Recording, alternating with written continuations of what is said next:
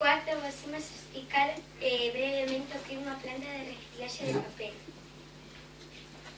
O contenedor de refugallos de papel é vaciado por un camión e levado a unha planta de reciclaxe.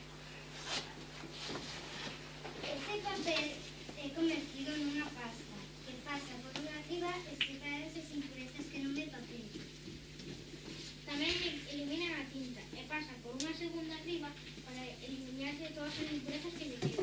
Unha máquina converte a pasta en papel e con ese papel faise bolsas, cartón, envases,